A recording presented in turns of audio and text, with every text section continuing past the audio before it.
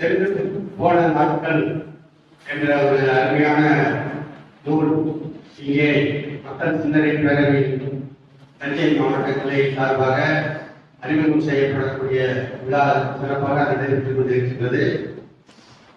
இந்த விழாவிற்கு நாகர்கோவிலிருந்து காலச்சுவடு பதிப்பகத்தின் பதிப்பாளர் அவர்கள் அரவிந்தன் அவர்களுக்கு வருகை புரிந்திருக்கின்றார். அதே போல இந்த நூலின் ஆசிரியர் எஸ்.ஜி. ராமானுஜ நாயுடு அவர்களுடைய பேரன் அதே பெயரை கொண்ட எஸ்.ஜி. ராமானுஜ நாயுடு சிறகிலிருந்து வருகை புரிந்திருக்கின்றார். இவர்களை எல்லாம் மக்கள் சிந்தனை பேரவை சார்பாக வருகை என கூப்பி வரவேற்று வருகின்றோம்.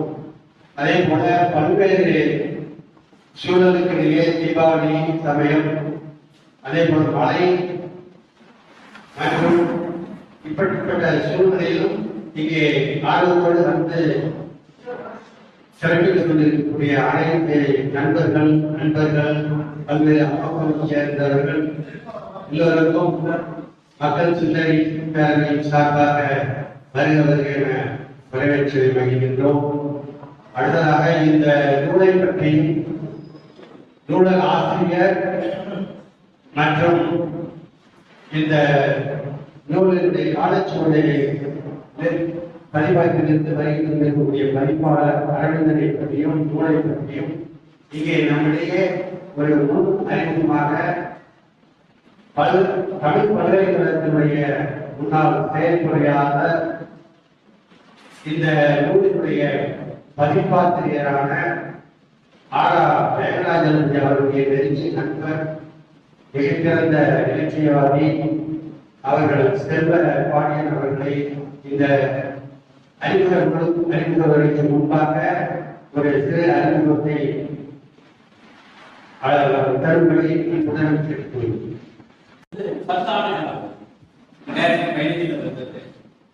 ஐயா ராமானுஜ நாயுடு அவர்கள் மறைந்து 90 ஆண்டுகள் 38 90 ஆண்டுகள் 2015 இந்த நூல் பற்றிய ஒரு நிகழ்வு வந்து திருச்சி களம் ஏற்பாட்டில் இந்த நூலில் உள்ள செய்திகள் எல்லாமே ஒரு பிரமிப்பான செய்தி. 1935 அவங்க மறைஞ்சிருக்காங்க. அவங்களுடைய 17 வயதிலிருந்து எதிர்கால 15வது வயசுலயே அவங்க எதிர்கால ஆகிறாங்க. அந்த 15 வயசுலேருந்து அவங்க மறையில 35 வரை 55 ஆண்டுகள் வாழ்ந்திருக்காங்க. அதுல வந்து 40 ஆண்டுகள் இதழியல். அவங்களுடைய அந்த எழுத்து திறனுக்காக யாரு எங்க சேலத்துல தொடர்ந்தாலும் சரி, எங்க தொடர்ந்தாலும் அவர் வந்து பயன்படுத்திக்கிறார். இப்ப நம்ம நினைக்கிறோம் சின்ன மலை வந்து நம்ம எவ்வளவு தூரம்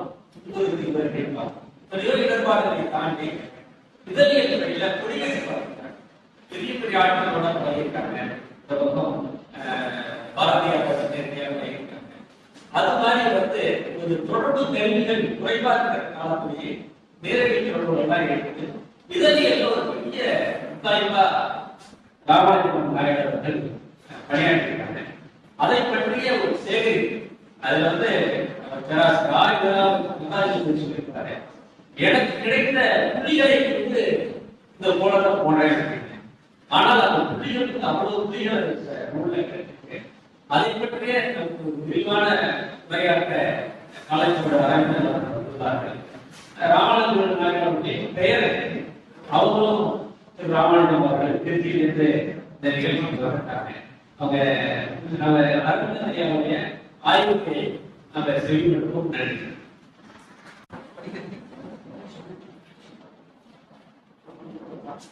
அனைவருக்கும் வணக்கம். கடுமையான மழை, கடுமையும் பலரும் வெளியில போகணுமான்னு யோசிக்கிற மழை.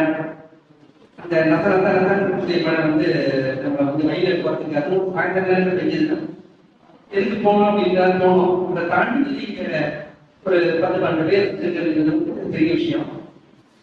பொதுவாக கூட்டங்கள் எத்தனை பேர் வராங்க அப்படிங்கிறது முக்கியம் இல்லை, எப்படிப்பட்ட ஒரு பார்வையாளர்களாக பங்கேற்பாளர்களாக அவங்க இருக்காங்க அப்படிங்கிறது முக்கியம். நான் இங்க கேள்விப்பட்டதுக்கும் இங்க இருக்கக்கூடிய கூட்டம் இந்த மாதிரியான கூட்டங்களை, இந்த மாதிரியான பேச்சை ரொம்ப சிரத்தையோட ரொம்ப கவனத்தோட கேட்டு தன்னுடைய இலக்கிய உணர்வையும் பொதுவாக தமிழ் சார்ந்த விஷயங்களையும் உண்மையை உள்வாங்கிக் கொள்ளக்கூடிய திறமையும் ஆர்வமும் உள்ளவங்க அப்படின்னு நான் கேள்விப்பட்டேன். இப்படிப்பட்ட ஒரு கூட்டத்துல பேசுறதுல ரொம்ப எனக்கு மகிழ்ச்சி. 10 பேர் இருந்தாலும் சரி, 1000 பேர் இருந்தாலும் சரி, நம்ம சொல்ல வேண்டிய விஷயங்கள் ஒண்ணுதான். ஆக அதை நான் அவங்ககிட்ட பகிர்ந்துக்கலாம் அப்படின்னு நினைக்கிறேன். இப்ப எனக்கு இந்த முதல்ல ஒரு சிந்தனை அறிமுகப்படுத்தி கேட்கும்போது 30 மொழிபெயர்ப்பு நூல்கள் அப்படின்னு சொன்னாங்க. தகவல்கள் இருக்கு, மொழிபெயர்ப்பு நூல்கள் உட்பட 30 நூல்கள் நான் எழுதியிருக்கேன் அப்படின்னு சொன்னேன். கதைகள், கட்டுரைகள், மொழிபெயர்ப்புகள் எல்லாமே நான் தொகுத்த நூல்கள் எல்லாமே 30-35 நூல்கள் இருக்கும் அப்படின்னு சொன்னேன். அது ஒரு விஷயம். அப்புறம் நான் ஆங்கிலத்திலிருந்து மட்டும் தான் மொழிபெயர்த்தேன். பிரெஞ்சு, ஸ்பானிஷ் அல்லது மொழிபெயர்த்த காலோட நேரத்தில் இருக்காங்க, அவங்க பண்ணுவாங்க. ஏதோ ஒரு விதத்துல தவறான ஒரு சின்ன தகவல் போயிருக்கிறார் அப்படின்னு நினைக்கிறேன். அப்படி நான் நினைக்கிறதுக்கு ஒரு காரணம் பொதுவாகவே தவறான தகவல் இருக்கக்கூடாது. முன்னாடி சொன்னவரை போல சொல்லலாம் அப்படின்னு சின்ன சின்ன விஷயங்கள். இது அதுல குறிப்பாக ராமானுஜர் பற்றி பேசும்போது தகவல் தப்பா ஏதாவது போச்சுன்னா அப்படியே சுருத்தில் இருக்கு.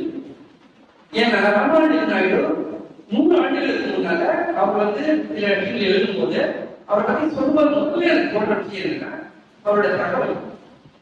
அவர் ஒரு பத்திரிகை பற்றி எழுதுறாரு, ஒரு பத்திரிகை ஆசிரியர் பற்றி எழுதுறாரு. அதுல அந்த பத்திரிகையோட பேர் என்ன, அதோட விலை என்ன, காரணமா அரையணா, அது மாசம் வந்ததா, வாரம் வந்ததா, வாரம் 20 வந்ததா, அதோட சந்தா என்ன, சந்தாவுக்கு அவங்க சந்தா கட்டுறவங்க என்ன செலுத்தல் இருக்காங்க. அப்புறம் அந்த இதழ் சில இதழ் யோகம் நடந்தாங்க, எப்ப நடந்தாங்க, ஏன் நடந்தாங்க, அந்த இதழ் எப்படி முடிஞ்சு போச்சு, என்ன காரணங்கள் முடிஞ்சு போச்சு, எப்ப முடிஞ்சு போச்சு, அந்த இதழ் நடத்தினது எப்படி இறந்தாங்க, ஏன் அந்த நூல்களுடைய இயக்கம் பலப்படுது, இதெல்லாம் அவ்வளவு துல்லியமா எழுது. ஒரு இடத்துல நீங்க எப்போ அப்படின்னு கேள்வி வராது, ஏன் அப்படின்னு கேள்வி வராது, என்ன கேள்வி வராது. அந்த கேள்வி எல்லாத்தையும் அவரே ஊட்டிச்சு பதில் சொல்றாரு. அதாவது ஒரு பத்திரிகையாளர் இருக்க வேண்டிய அடிப்படையான ஒரு விஷயம் நீங்க கொடுக்குற தகவல் கரெக்டா தகவல் கொடுக்கணும். புத்தகத்தை எழுதக்கூடாது. ஒருத்தரை பத்தி எதுனா இனிஷியல் தெரியாது, அவங்க எப்போ பிறந்தாங்கன்னு தெரியாது, எந்த ஊர்ல பிறந்தாங்கன்னு தெரியாது, அவங்க அப்பா அம்மா பேருக்கு தெரியாது, அவர் பத்திரிகையாளர்னு சொல்லுவோம், அவர் என்ன பத்திரிகை தெரியாது, அது மாத பத்திரிகையா வார பத்திரிகையா தெரியாது. ஆனா அவரை பத்தி நிறைய எழுதும். இந்த பழக்கத்துல இருந்து இன்னைக்கு நிறைய பேர் நம்ம அப்படி பார்க்கலாம். இன்னைக்கு கூட பத்திரிகைகள் மாதிரி ஒரு தமிழ் பத்திரிகைகள்ல ஒரு 10 விஷயங்கள் வருதாங்க. ராமலிங்க நாயுடு ஒரு கட்டுரையை கூட அவர் எழுதவே இல்லை. அவரை பத்தி நிறைய தகவல், துல்லியமான தகவல் அதை சொல்றாங்க. அது ரொம்ப அப்புறமா ஆச்சரியமா இருக்கு. அவருடைய அவருடைய ஒட்டுமொத்தமான பங்களிப்பு, அவர் எழுதிய இந்த நூல் பத்தி பேசுறதுக்கு முன்னாடி அவர் பத்தி எனக்கு இந்த புத்தகம் படிச்சு முடிச்சவங்க எனக்கு என்ன தோணுதுன்னா, அவர் ஒரு வரலாற்று பற்றி நம்ம வரலாற்றை பதிவு செய்யணும் அப்படின்னு. வரலாறு ராஜராஜ சோழரை பத்தியோ, புத்தர் காலத்தை பத்தியோ, அதை கலப்பரர் காலத்தை பத்தியோ, அதுக்கப்புறம் சிலப்பதிகாரத்தை பத்தியோ இல்லை. அவர் வாழ்ந்த காலத்தினுடைய வரலாற்றை அவர் பதிவு பண்ணியிருக்காரு. அந்த பதிவே அவரை தவிர பல பேர் பண்ணதே இல்லை. இவரை சொல்லி கேட்டா இதுல பல பேருக்கு நான் பத்திரிகைகள் 35 வருஷமா இருக்கேன். ஓரளவுக்கு பத்திரிகைகள் சார்ந்து எழுத்தாளர்கள் சார்ந்த விஷயம் ஓரளவுக்கு தெரியும். ஆனா எனக்கு தெரியவே தெரியாது நிறைய பேருடைய பெயர்களையும் அவர்கள் தமிழ் தெரிகிற தொண்டை பத்திரிகை உலகத்தின் பணிகளையும் இந்த நூல் மூலமாக தெரியும். சமகால வரலாறு பற்றி எழுதணும் அப்படின்ற எண்ணம் அவருக்கு வருது. அவர் ஒரு பத்திரிகை நடந்தார். அந்த பத்திரிகை வெற்றிகரமானது, அதை பத்தி எழுதாரு. ஆனா அதே காலகட்டத்திலே கொஞ்சம் முன்னாடியும் பின்னாடியும் நாம் தொடங்கி நடந்து வந்த முடிந்த பத்திரிகைகள், பத்திரிகை ஆசிரியர்கள் பற்றி ஒரு தொடர்பு எழுதார். சென்று போன நாட்கள் பற்றி இந்த தலைப்பு பாருங்க. ஒரு நான் பிக்ஷன் எழுதாரு. கிட்டத்தட்ட ஒரு வரலாற்று பதிவு, ஒரு தகவல் கடத்திய அதை எழுதுவது சென்று போன நாட்கள். அந்த அந்த தலைப்புல இருக்கக்கூடிய தொனி இருக்குல்ல, அதுவே ஒரு விதமான ஒரு இலக்கிய ரசனையோட ஒரு காவிய தன்மையோடு அவர் எழுதியது எல்லாமே 10, 15, 20 ஆண்டுகளுக்கு முன்னே நடந்த ஒரு விஷயம். ஆனா சென்று போன நாட்கள் இல்லை. ஏன்னா அவர் யாரை பத்தி எழுதுறாரு, எதை பத்தி எழுதுறாரு, அவருடைய அமைதி கொஞ்சம் கொஞ்சமாக குறைஞ்சு போகுது, மறந்து போகுது, வரலாற்றுல நினைவுகள காணாம போகுது. அந்த ஓர்மையோட அவர் வந்து சென்று போன நாட்கள் தலைவர் ரொம்ப மாடர்ன் திங்கிங். நம்ம சமகாலத்தில் நடக்கிற பல விஷயங்கள் நம்ம அறிஞ்சிக்காம இருக்கும். இன்னைக்கு நம்ம சமகாலத்தை சென்று போன நாளா இருக்கு அப்படின்றது அப்படிதான் நாங்க புரிஞ்சுக்கிறது. ஏன்னா அவர் வந்து சென்று போன நாட்கள் சொல்லிட்டு 500 வருஷத்துக்கு முன்னாடி நடந்த எழுத்து உங்கள் வாழ்க்கை கோடை மீனையும் போர் நடந்தது ஒரு பாஸ்கரன் ஆட்சின்னு எழுதுறாரு பாரதியார். அந்த மாதிரி படத்தை பத்தி எழுதல, நேற்று எழுதுறதை பத்தி எழுதுறாரு.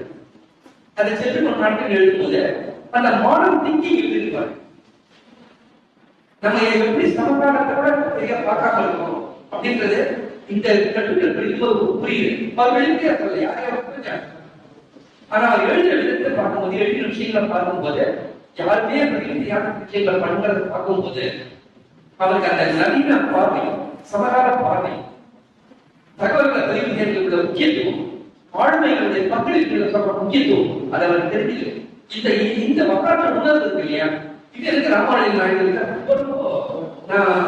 ரொம்ப என்னை வந்து ரொம்ப கவர்ந்த, எனக்கு ரொம்ப பிடித்த, நான் ரொம்ப மதிக்கிற ஒரு விஷயம் வரலாற்று நன்றி.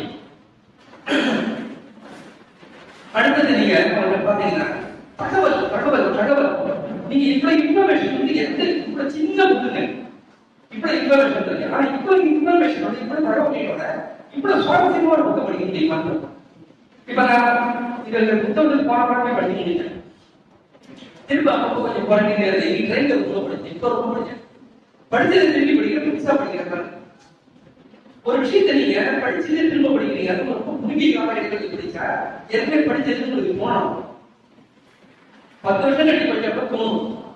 ஆனா எந்த பிரதியை நீங்க படிக்கும் போது 2வது 3வது முறை படிக்கும் போதும் உங்களுக்கு அது புதுசா அப்படின்னா அந்த பிரதிக்கு நுட்பங்கள் நிறைந்திருக்கு. அந்த பிரதிகள் முதல் வாசிப்பு நீங்க தவறப்பட்ட விஷயம் 2வது வாசிப்பு இது 3வது வாசிப்பு 4வது வாசிப்பு தேர்வு செஞ்சு இதெல்லாம் சேர்ந்ததுதான் ஒரு நல்ல எழுத்துக்கிறது. ராமானுஜ நாயுடு வந்து தகவல்களை மட்டும் இல்லை, அந்த தகவல்களை தன்னுடைய அருமையான நடையில, தெளிவான நடையில, கூர்மையான பார்வையோட, பலவிதமான அவதானிப்புகளோட, அங்கங்க தேவைப்படக்கூடிய இடத்துல தன்னுடைய தன்னுடைய விமர்சனங்களோட, தன்னுடைய முடிவுகளோட அந்த விஷயத்தை அவர் சொல்றாரு. அப்படி சொல்லும் போது நம்ம மனதில் அழுத்தமும் பதியுது, நம்ம மறந்துடுவோம். அந்த பத்திரிகை காரணமா நான் மறந்துடுவோம். ஆனா அந்த பத்திரிகை நடத்தியவருடைய இறுதியா அது நமக்கு இருக்கும்.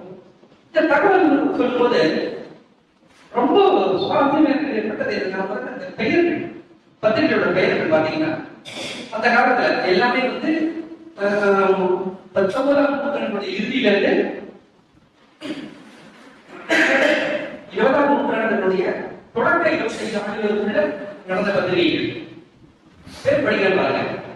யதார்த்த வசனி, மகா விகடகுள்ளன், தேசாபிமானி, திராவிடாபிமானி, விஜய விகடன்,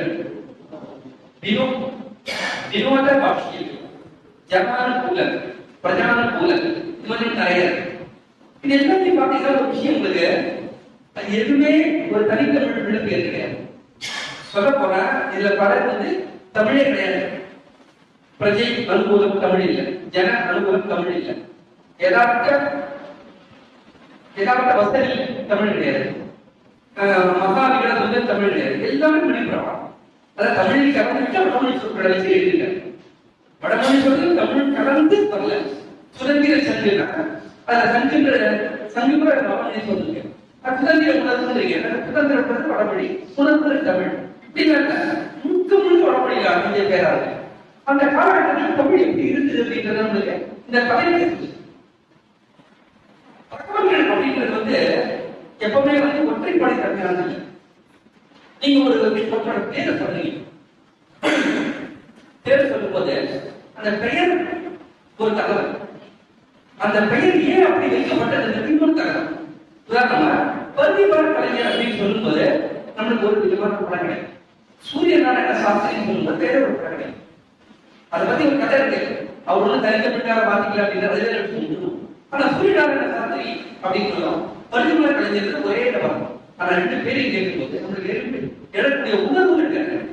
அப்ப நீங்க தகவல்ங்கிறது தகவல் அல்ல, அதுக்கு பின்னாடி ஒரு சமூக பார்வை இருக்கு, அதுக்கு பின்னாடி வந்து சமூக யதார்த்தம் ஒன்று இருக்கு, ஆசைகள் ஒன்று இருக்கு. மொழியினுடைய அந்த காலகட்டத்தினுடைய யதார்த்தமும் தன்மையும் மொழி வளர்ந்து வர விதமும் இருக்கு. பாரதியார் வந்து பகவத்கீதையை மொழிபெயர்க்கும் போது ஒரு இடம் வரும், பகவத்கீதையில ஒரு இடம் வரும், யோக கர்ம கௌசல்ய அப்படின்னு. யோகமாவது காரியத்திலே சாமர்த்தியமாம் அப்படின்னு பாரதி நினைக்கிறார். யோகமாவது காரியத்திலே சாமர்த்தியமாம் இது எல்லாருக்கும் புரியும். ஆனா யோகம் காரியம் சாமர்த்தியம் மூணே வர முடியும். இதையே கண்ணதாசன் வந்து 50 ஆண்டு வயசு மொழிபெயர்க்கும் போது செய்வதை திறமையாக செய்வதே யோகம் அப்படிங்கிறார். அதுல யோகம் மட்டும்தான் வடமொழி, பார்த்தீங்கன்னா பாரதியார் காலத்துல கண்ணதாசன் காலத்துல தமிழ் மாறி வந்து இல்ல இருக்கு, வெறும் மொழிபெயர்ப்பு இல்லை, மொழி மாறி வருது. அப்போ ஒரு தகவல் வந்து வெறும் தகவல் பின்னாடி வந்து ஒரு வரலாறு இருக்கு. அந்த காலகட்டத்தில் இருக்க எல்லா பத்திரிகைகளும் யதார்த்தவாதி, ஜனநாயகம், பிரஜாபதி, திராவிடாபிமானி, தேசாபிமானி எல்லாமே இருந்ததுன்னா அந்த காலகட்டத்தில் மொழி அப்படி இருந்தது, அந்த காலத்துல தமிழ் அப்படி இருந்தது. ஒரு சின்ன விஷயம் தான், பேரை மட்டும் தெரிஞ்சுக்கணும், அது வந்து ஒரு விஷயம் கிடையாது. அப்போ தகவல்களை சரியா சொல்றது, தகவலை தூக்கி எவ்வளவு முக்கியம் பாருங்க. அவன் எதுவுமே சொல்லியிருக்கு, பாத்தீங்களா எல்லாம் வடமொழி சொல்லவே இல்லை. ஆனா நம்ம புரிஞ்சுக்கணும், எதுக்காக புரிஞ்சுக்கிறோம், வடமொழிங்கிறத பெருக்கிறதுக்காக இல்லை. வடமொழி என்பது தமிழ்மொழியை பிரிக்க முடியாத ஒரு அங்கமாக, ஒரு பகுதியாக ஒரு காலத்தில் இருக்கு புரிஞ்சுக்கிறோம். இன்றைக்கு மாதிரி யாருமே ஒரு புது பத்திரிகை ஆரம்பிச்சாக்க வடமொழி எழுத மாட்டாங்க. ஹிந்து பத்திரிகை இந்துன்னு எழுதுறாங்க, ஹிந்துன்னு எழுதல, காலம் மாறியாச்சு. அப்போ இது வந்து சுதேச வச்சிருக்காங்க இருக்காங்க மாறும். அப்போ இந்த வெறும் தகவல் இல்லை, படிக்கிறவங்களை பொறுத்த அந்த தகவலுடைய பரிமாணம் மாறும். இந்த வாய்ப்பு யார் கொடுக்குறாங்க, தகவல்களை சரியாக பதிவு செய்ய வளர்ந்த வாய்ப்பு கொடுக்குறாங்க, ராமாலயம் வாய்ப்பு கொடுக்குறாங்க. இந்த இதுல இருந்து இன்னும் கொஞ்சம் உள்ள போலாம் அப்படின்னு நினைக்கிறேன். தகவல் அப்புறம் அவர் கொடுக்குற தகவல் இருக்கு இல்லையா, அதுல வந்து அற்புதமான அரிய தகவல்கள் இருக்கு. உதாரணமாக ஒரு இதை பத்தி சொல்றாரு, வில்சன் அப்படிங்கிறவர் ஒரு பத்திரிகை ஆரம்பிக்கிறார். அந்த பத்திரிகை வந்து ஒரு நாடார்களுக்கான பத்திரிகை, முழுக்க வந்து அறிஞர் வில்சன் நாடார் பேரு. அவர் வந்து நடத்துற பத்திரிகை நாடார்களுக்கான பத்திரிகை.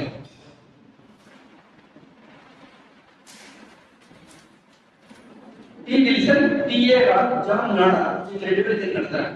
ஆனா அது எடுத்தோன்னு சொல்றாரு, அது நாடார் சமூகத்தவர்களால நாடார் சமூகத்தவர்கள் விமர்சப்பட்டாலும் பொதுவாக அனைவரும் படிக்கக்கூடிய பத்திரிகையாக, அனைவரும் வாங்கி படிக்கக்கூடிய பத்திரிகையாக அது இருந்தது அப்படின்றார்.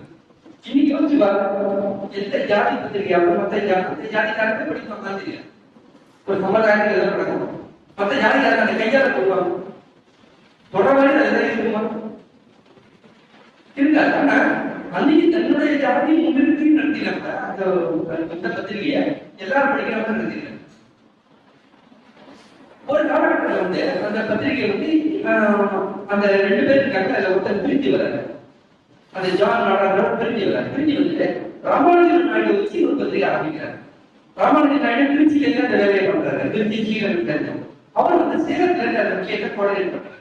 அதிகமா எழுத ராமானுஜன் நாயுடு எழுதிட்டு அனுப்புவார். ஒரு கட்டத்தில் அது வந்து வளர்ந்து வருது, பெருசா வருது. அப்போ இவருக்கு வந்து ரொம்ப ஒரு கடைசி ஜானால வந்து இவர் ஒரு கட்டத்தில் இருந்து அப்போ எப்படி வந்து வில்சன் வந்து மாவட்டத்துக்கு இருப்பாரு. அப்ப அதுக்கப்புறமா அந்த பத்திரிகை தொடர்ந்து நடத்துறாரு. ஆனா அந்த பத்திரிகை அதுக்கப்புறமா இங்க நடக்கிற திராவிட மாதிரியான விஷயங்கள் மாதிரி வரல. அப்போ அதனால அவர் சொல்றாரு, பட்டன் சொல்றாரு, அந்த பத்திரிகை வந்து அவராங்க அவுட்டு, நாங்க தான் நடத்துறோம் அப்படின்னு சொல்லவே இல்லை. அதற்கு ஒரு காலம், இதற்கு ஒரு காலம் அப்படின்னு ஒரு இயக்கமும் ஒரு பத்திரிகையும் ஒரு நபரும் ஒரு விதமான ஒரு செயல்பாடுகளும் ஒரு கட்டத்துல வந்து சிறப்பாக நடைபெறும். அடுத்த கட்டத்தில் அதே சிறப்போட இருக்குன்னு சொல்ல முடியாது. கால மாற்றத்துல மேல போறத கீழே வரது நடக்கும். அதற்கு ஒரு காலம், இதற்கு ஒரு காலம் அப்புறம் யதார்த்தமா பார்க்கிறார். அவர் நடத்திய பத்திரிகை, அவர் அந்த பெருமை இருக்கு, பங்கு இருக்கு. ஆனா எந்த பெருமையும் பங்கு போறவே இல்லை. அதற்கு ஒரு காலம், இதற்கு ஒரு காலம். அது இன்னொரு விஷயம் என்னன்னா, இன்னும் கொஞ்சம் போனா அந்த பத்திரிகை வந்து தமிழ்நாடு இருந்தப்பறமா அவங்க மனைவி எடுத்து நடத்துறாங்க பத்திரிகை சொந்தமா. அவங்கதான் பத்திரிகையோட முதலாளி. அப்போ பத்திரிகை வருது. ஆனா யாரும் அந்த சொல்றதை கேட்டு நீங்க வேண்டாம் நாங்களே நடத்திக்கணும்னு சொல்லிட்டு இவரை நீக்கிறோம். 100 ரூபா அப்போ பாக்கி வேலை செஞ்சாங்க கொடுக்கல. இவர் சொல்றாரு, நான் கஷ்டப்பட்டு படுத்த பத்திரிகையே போச்சு, இந்த அல்ப படம் தான் விட்டுட்டேன். அப்புறமா இவருக்கு வேலை பத்திரிகை நடத்துறாரு. நல்லா இருந்துச்சு. பல ஆண்டுகள் கழித்து அந்த மனைவியை ரொம்ப கஷ்டப்படுற நிலையில இருப்பாங்க. அவங்க சொன்னாங்க, யார் யாரும் சொல்றது கேட்டு நான் வந்து உங்களை நீக்கிட்டேன், உள்ளே வச்சு நடத்தி நல்லா இருந்திருக்கேன், அவங்க ரொம்ப வறுமையில இருக்கேன். அதை சொல்லிட்டு இருக்கிறார். மதிக்க வேண்டியவர்களை மதிக்க வேண்டிய நேரத்தில் மதிக்காவிட்டால் இப்படித்தான் சொல்லுது. என்ன ஆச்சு பாத்தீங்கன்னா உண்மை அந்த வந்து அப்படியே ஒரு சிறுகதையில இந்த காட்சி கதை எப்படி இருக்கும் அந்த மாதிரி இதை எழுதுறாரு. அவ்வளவு கிரியேட்டிவா இருக்கு. படிச்சு முடிக்கும் போது மனசு கலந்து அந்த மாதிரியே ஒரு கோபம் வரல. இவர் வந்து பெரிய ஆள் போறது அப்படியே தோணும். வாழ்க்கை எதார்த்தம் வந்து ஒவ்வொருத்தரை எங்க கூண்டு போகுது அப்படிங்கிறது அதனால வருத்தப்படுறாங்க. மற்றவங்க சொல்றதை கேட்டு நம்ம பண்ணிட்டாங்க அப்படின்னு சொல்றாங்க. இப்படி ஒரு தகவலை அப்படியே சொல்லிட்டே போகும்போது அது வந்து அப்படியே தன்மையை இன்னும் பாத்தீங்கன்னா அப்ப வந்து சந்தானம் அவர் சொல்லி இருக்கு இல்லையா, பத்திரிகை வந்து காலனா மறையனா அப்படிதான் அதுக்கு சந்தானம் சொல்லிப்பாங்க. அந்த சந்தானம் வந்து ஒரு தெலுங்குல இருக்கும், இதை பத்தி நான் தரேன் அப்படின்னு அப்படிலாம் இருக்கு. அந்த தகவல் வந்து வருது. இன்னைக்கு வந்து பத்திரிகைகளுக்கு வந்து ரொம்ப முக்கியமான ஒரு பாகம் வந்து சந்தா. இன்னைக்கு இருக்கிறது கடையில் பத்திரிகை இதெல்லாம் குறைஞ்சி போச்சு. நிறைய பேர் நம்ம வந்து இணையத்தில் படிக்கிறோம், அதை வந்து கைபேசியில் படிக்கிறோம். ஆனா ஒரு 25-30 ஆண்டுகளுக்கு முன்னாடி இருக்கிறோம். சந்தானம் என்ன அப்படின்றது வந்து பத்திரிகை நடத்தினவங்களுக்கு பத்திரிகை வாங்கினவங்களுக்கு தெரியும். சந்தானம் வசூலிகளுக்கு 37 மாத்திருக்காங்க. அதுக்கான சலுகைகள் வச்சிருக்காங்க, பரிசுகள் வச்சிருக்காங்க அந்த காலத்திலேயே. அது வந்து ஒரு தெரியப்படுறாங்க, பல இடங்கள் தெரியப்படுறாங்க. இன்னொரு சுவாரஸ்யமான ஒரு தகவல் சொல்றாரு. KS கவிவேலு பிள்ளை அப்படின்னு அவர் பத்திரிகையாளர், எழுத்தர். ஆனா அவர் என்னன்னா அவருடைய இயல்பான பத்திரிகை அல்ல. ஒரு பத்திரிகை அலுவலகத்துல அச்சு போக்குறதுல வேலை செய்யணும். அச்சு போக்குறதுல வேலை செய்யும் போது அவர் சென்னையில வந்து விஷயம் கிடைக்கும். 3 மார்க்கெட் தாக்குறாங்க. சென்னையில 3 மார்க்கெட் நீங்க கேள்விப்பட்டீங்க. பழைய பொருட்கள் நிறைய கிடைக்கும் அப்படின்னு முடிக்காது. அந்த பெரிய கூட்டமா இருக்கும். ஒரு இடத்துல வந்து டிவி வந்து அப்புறம் மூடிட்டாங்க. அங்க போறீங்கன்னா நம்முடைய அடையாளம் மட்டும்தான், ஒரு சின்ன நிகழ்ச்சி மட்டும்தான். ஆனா ஒரு காலகட்டத்திலேயே எது வேணாலும் 3 மார்க்கெட் வாங்க சின்ன போயிருக்கேன். சென்னை 3 மார்க்கெட் திறக்கிறாங்க. இது ஒரு பெரிய விழாவான நடக்கும்போது ஒரு வதந்தி அந்த கூட்டத்துக்கு வரவங்க ₹1 எட்டுப்படி எழுதி கொடுக்குறாங்க அப்படின்னு அதை கேள்விப்பட்டு ஜனங்க அப்படி கும்பிடுறாங்க. ஏழைகள் பணக்காரர்கள் கும்பிடுறாங்க, வியாபாரிகள் கும்பிடுறாங்க. ₹1 எட்டுப்படி எழுதியா என்ன நினைக்கிறாங்க. அதனால எல்லாம் முடிவு போறாங்க. ஒரு குங்குமணி அறிக்கையோட புரியல, அது விழு வதந்திகள் முடிவாங்க. எல்லாரும் ஏமாற்றம் திரும்புறாங்க. இந்த சம்பவத்தை கேள்விப்பட்ட கல்விவேலு பிள்ளை வந்து இந்த சுவாரஸ்யமான ஒரு தங்கலட்சுமியோட நகைச்சுவையா எழுதி அவங்க பத்திரிகை ஆசிரியர் கொடுக்கிறார். கொஞ்சம் பாருங்க, படிச்சு நல்லா இருக்கு. அவர் பத்திரிகை கொடுத்திருக்கிறார். பத்திரிகை நீங்க கம்பா பண்ணாத உதவி ஆசிரியராக தேர்ந்தெடுக்கிறார். ஒரு திறமை வந்து தெரிஞ்ச டக்குனு வாய்ப்பு கிடைக்கிறார். அவர் அப்புறம் வந்து ஒரு பத்திரிகை நடந்த கல்வி இதே மாதிரி எங்களுக்கு நடந்திருக்கு. ஒரு சின்ன பத்திரிகையில வந்து அமெரிக்காவில் 87-88 ஒரு வேலை போது ஒரு நூலை வந்து மொழிபெயர்க்கிறார். அப்ப வந்து அப்படிங்கிற நூலோட பேரு. அப்போ அதை வந்து மொழிபெயர்க்கிறாங்க. என்ன தலைப்பு கற்பனைகள், கட்டுக்கதைகள் சொல்லலாமா, கற்பனைகள் இந்த நூல் யோசிப்பாங்க. அப்படியே தொடர்ந்து தலைப்பு கேட்டு நிற்கிற நம்பர்கள் தலைப்பு சொல்லுங்க கம்போஸ் பண்ணணும் அப்படின்றார். அப்படியே பார்க்கறாங்க. ஒருத்தர் வந்து என்ன வித்திர கற்பனை, வித்திர வந்து கற்பிதம், வித்திர பொய்களை பரவணும் பண்ணலாம், கற்பனை கரைசல் என்னும். அப்ப கபால கொடுத்தாரு கட்டுக்கதை கட்டுக்கதை தமிழ் மொழியும் ஒரு தலைமை அந்த. சோ நம்ம வந்து எழுத்தாளர்கள் உதவியாளர்கள் ஆசிரியர்கள் உட்கார்ந்துருக்கோம். ஆனா யாருடைய நல்ல விஷயம் அது எடுத்துக்கிற ஒரு தன்மை இருந்தா அது கிடைக்கும். அது எந்த அளவுக்கு போயிருந்தா கல்விவேலு பிள்ளை வந்து ஆசிரியர் ஆகிருக்க பார்த்துட்டு அது மாதிரி அதே மாதிரி எனக்கு காலத்தோட வேற வேற பார்த்துட்டு ஒருத்தர் வந்து நூல்களை கொடுக்கறது வாங்குறது உதவி பிடிக்காம வந்தார். அவரு வந்து வாசிக்கிறது எழுதி பார்த்தா அவர் வந்து இந்த புத்தகத்தை பற்றி எழுதுன்னு சொல்லல, அவரிடம் இந்த திறமை தெரிஞ்சு அவர் வந்து நூல்களை பற்றி எழுதுறாரு. அவர் வந்து சுத்தமா இருக்கும், நல்ல எடிட்டர் ஆகிட்டு நல்ல தமிழ் எப்படி எழுதுறதுன்னு சொல்லி தரக்கூடிய இருக்காரு. ஆனா அவர் வந்து வேலை கேட்டது ஒரு உதவி பணியாளராக இருக்கார். தமிழ் புத்தகம் மாதிரியா இருக்கு. அவர் வந்து உதவியா இருக்காரு. எதுக்கு சொல்றேன்னா இந்த மாதிரியான விஷயங்கள் அந்த காலத்துல வந்து நடந்தது. அது வந்து எந்த திறமையை வச்சுக்கிட்டு எந்த இடத்துலயுமே அப்படி ஒரு விஷயம் நடக்கும். அதாவது பதிவு பண்ணிருக்கேன்.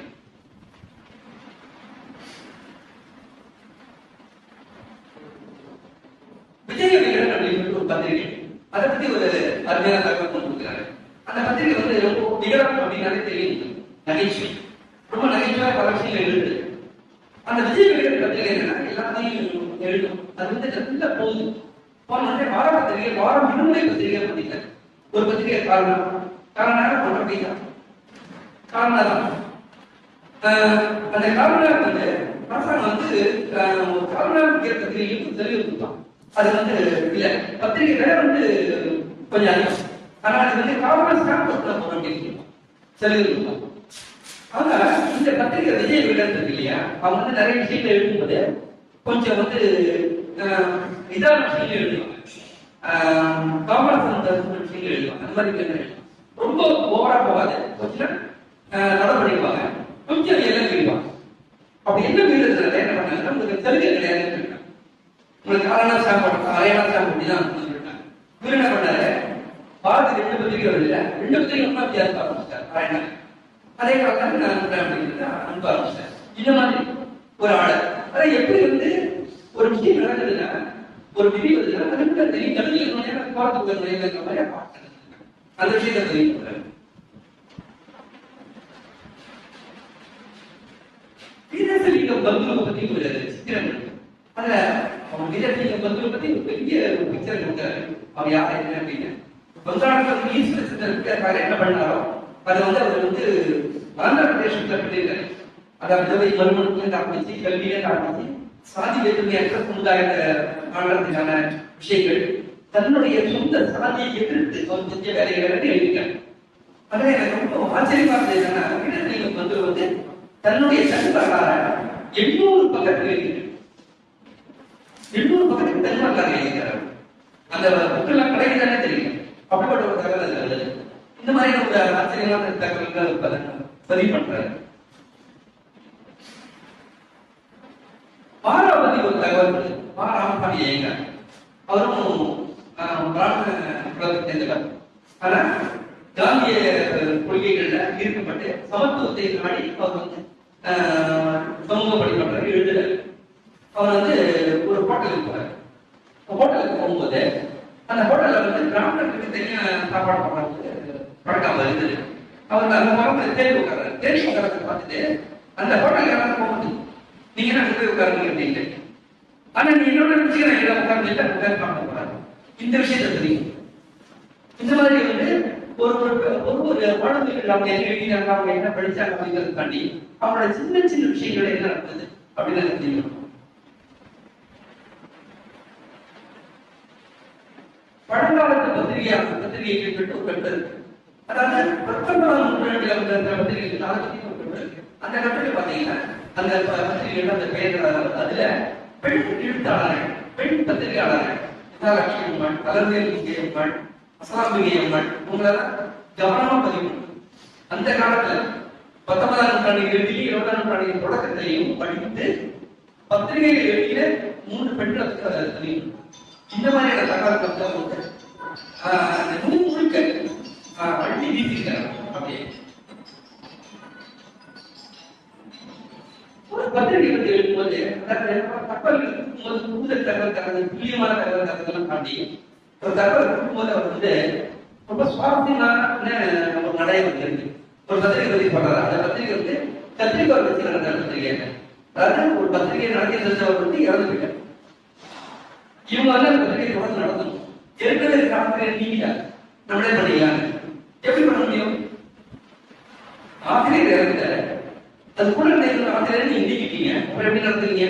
அது கத்திரிக்கோள். அதாவது மற்ற பத்திரிகைகளுக்கு வர்றதை வந்து கட் பண்ணி போட்டு அதாவது பழைய வாழ்க்கை பரவாயில்ல, காப்பி பேஸ்ட் ஜெர்னலிசம் பரவாயில்ல, அந்த மாதிரி அதாவது கத்திரிக்கோயில் துணை கொண்டு நடத்திய பத்திரிகை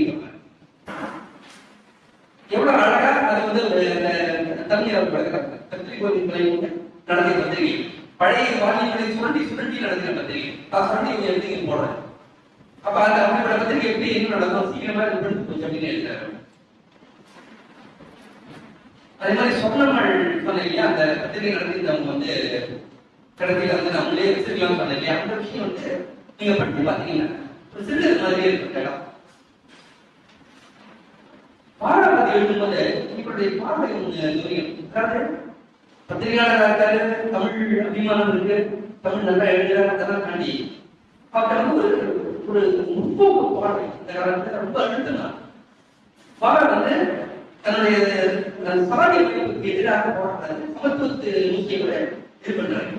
அவர் வந்து எழுதுறாரு, மேல் வகுப்பு என்று கருதப்படுபவர்களும் கீழ் வகுப்பு என்று கருதப்படுபவர்களும் சமமாக வாழ்ந்தார்கள். மேல் வகுப்பாரும் கீழ் பாடம் இல்லை. மேல் வகுப்பு என்று கருதப்படுபவர்கள் கீழ் வகுப்பினர் என்று கருதப்படுபவர்கள் இல்லை. அப்ப நீங்க அந்த ஒரே வார்த்தை அந்த வார்த்தையே உங்களோட சமூக ரீதி என்று தெரியும். மேற்காதிகாரங்க கீழ்ஜாதிகாரங்க நல்ல கலந்து பழகிறாங்க அப்படின்னா அதுவும் அதே வார்த்தை. ஆனா அவன் மேற்காதி என்று கருதப்படுபவர்கள் அப்படின்னு சொல்லும் போது உங்க பார்த்தா தெரியும். நீங்க எப்படி அதை பாக்குறீங்க? இங்கே மேல் என்ற பார்வை இல்லையா அது தெரியும். எளிதே போகும்போது பார்த்த மாட்டோம் என்று கருதப்படுபவர்கள். இது வந்து அந்த காலத்துல வந்து பெரிய இடத்துல வந்து ஒரு சமூக நீதி பிரச்சாரம் மிகப்பெரிய இதெல்லாம் இயல்பாக இருக்கிறது. பெண்கள் என்ன செய்யறாங்கிறது கவனிக்கும். சாதியை தாண்டி ஒருத்தர் பண்ணாங்கன்னா அது அங்கீகரிக்கும். மேல் கீழ் அப்படிங்கிறத நம்ம அங்கீகரிக்க கூடாது. இந்த விஷயங்கள்லாம் ராமராஜன் நாயுடு வந்து இயல்பாக அவருடைய ரத்தத்தை ஊறிப்போயிடும். அவருடைய எழுத்த படிக்கும்போது நமக்கு தெரியும். அப்புறம் அவரை அண்டர்லைன் தான் பண்ணுறது, முதலாம் நிலையம் படிக்கும். இந்த மாதிரி அவர் பண்ணியிருக்காரு அப்படின்னு.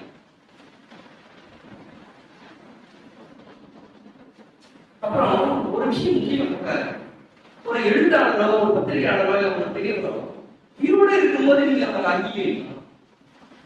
உயிரோடு இருக்கும்போது அவருக்கு ஒரு தோசை பத்தியா, ஒரு வடை சாப்பிட்றது பத்தியா, ஒரு பட்சணம் பத்தி எழுத ஒரு தோசையோ வடையோ பட்சணமோ கொடுக்குறீங்களா? செட்டு பண்ணப்போ தட்டு தட்டா எடுத்து பண்ணலாம் என்ன பிரயோஜனம்? உயிரோடு இருக்கும்போது என்ன பண்றது கேட்க. இந்த கேள்விய கிட்டத்தட்ட அன்னை காலம் வரைக்கும் தமிழ் எழுத்தாளர்கள் நம்ம கேட்கணும். இப்பதான் உயிரோடு இருக்கும் போதே கௌரவிக்கிற பழக்கம் இருக்கு.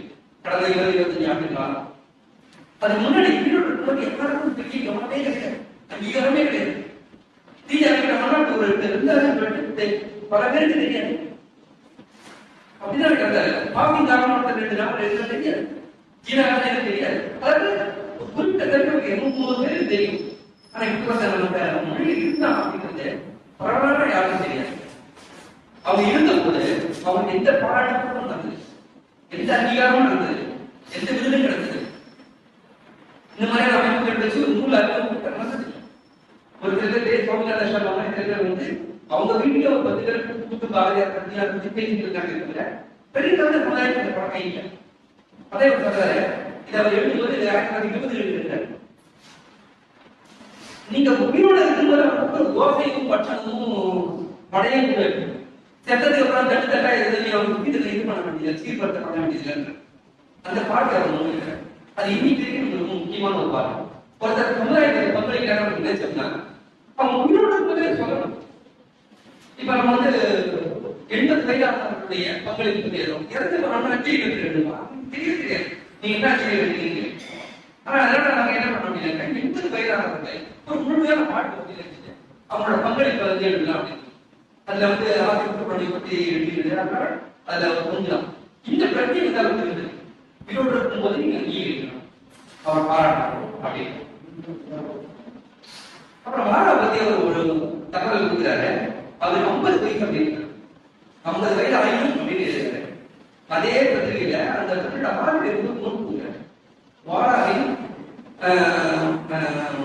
பொன்னிற மின்னும் தங்க கலையை கண்டு இவர் தவறாக கணக்கு போட்டீங்கன்னா அவர் இடம் வயதில் இருந்தார்.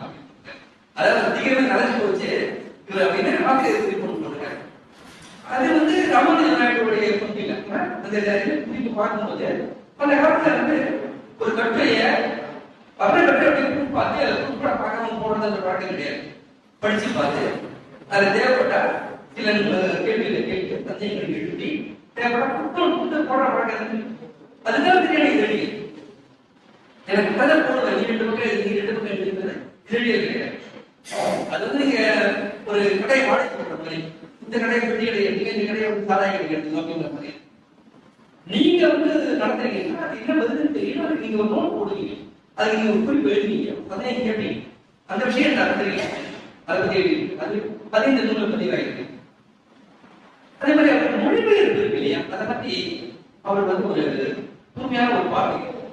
அதை வந்து நான் உங்களுக்கு ஒரு அதை படிச்சுக்கிறேன். அதாவது மொழிபெயர்ப்பை பத்தி அவர் வந்து சொல்றாரு.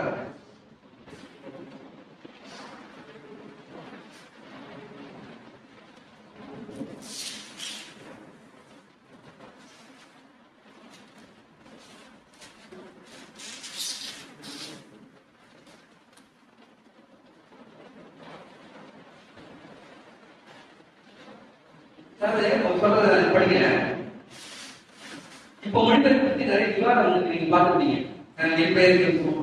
மொழிபெயர்ப்பு புரியுதா புரியலையா, ஆங்கிலத்தில் தனியா, தமிழ்ல இருக்கா, நிறைய விவாதங்கள் நீங்க பார்த்துருப்பீங்க. ஒரு கிட்டத்தட்ட ஒரு 100 வருஷத்துக்கு முன்னாடி ஒரு எழுதிட்டு இருப்பாங்க.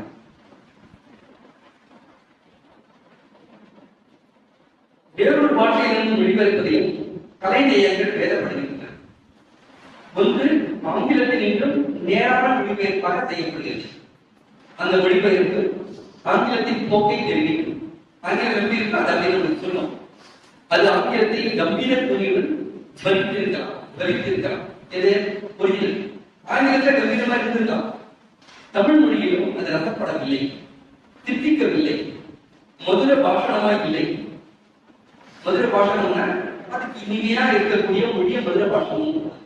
மதுர பாஷணமாய் இல்லை. ஏன்னா ஆங்கிலத்தில் அதே விஷயத்தை ஆங்கிலத்தில் என்ன ஸ்ட்ரக்சர் இருக்கோ அதே ஸ்ட்ரக்சர் கொண்டு வந்தீங்கன்னா தமிழுக்கு ஓப்பா இருக்காது அப்படின்னு. வேற என்ன பண்ணுங்க, இன்னொரு பழகின்னு சொல்றாங்க. ஆங்கிலத்தில் இருந்த அதே விஷயத்தை தமிழ் மொழிக்கேற்ப வைத்து ஆங்கிலத்தின் சுவையை அதன் புகவிட்டு வேலை செய்தார். அப்போது தமிழ் மொழிக்கு அது ருசிக்கிறது. ஆங்கில மொழியில் உள்ள அந்த விஷயத்தின் கம்பீரத்துவத்தையும் அதன் சுவையையும் அப்படியே தமிழில் எடுத்து காட்டக்கூடியதாகவும் அமைந்து விடுகிறது அப்படிங்கிறது. அது ஒண்ணு அப்படியே நாட்கள். இன்னொன்று அந்த ஆங்கிலத்தினுடைய ஒரு ஜீவனை எடுத்து அதை தமிழ்ல எப்படி ரொம்ப அப்படி உண்டு.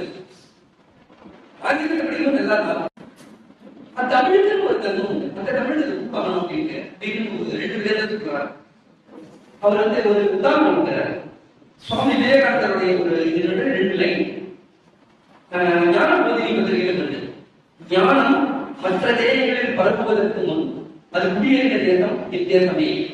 இந்தியாவில் சமுத்திரம் போன்ற நதிகள் போடுவது இத்தேசத்தில் சுரக்கும் ஆன்ம ஞானத்தை இந்திப்பது சுசிப்பது போல் இருக்கிறது.